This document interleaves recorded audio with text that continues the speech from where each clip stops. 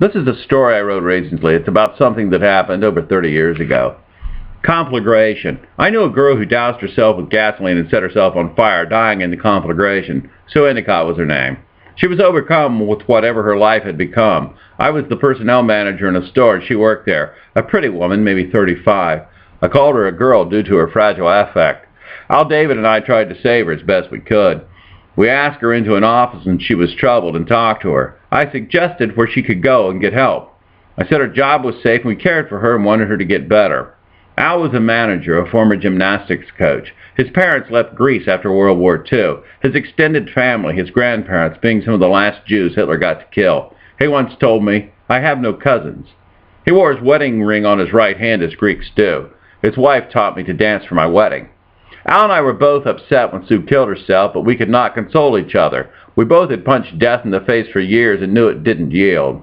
What's the next step after talking to her we could have taken? There isn't a correct one unless we knew the future, and the time and the place where she sat tipped what? A gas can and flicked a lighter? I imagine that's how it went. The simplest form of what she needed, a cigarette lighter and a gas can used to hold fuel for a lawnmower. I bet she sat outside, probably in the backyard where no one could see her. It was not a political protest or an act of vandalism. She did not need to be in the middle of the street stopping traffic or setting her house on fire and destroying things that could be left intact, risking the neighbors' homes.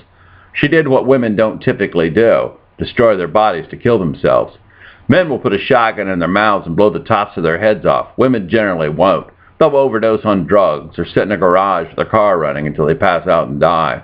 Men want to make sure they succeed, that they won't end up paralyzed from the neck down or alive with part of their head blown away. It isn't about deforming themselves. It just makes it more of a sure thing, breaking something to the point that it can't be fixed. Sue needed to destroy herself, and she did it with flames. It was a perfect death, really, so strong and symbolic, a death for a life that could not be denied.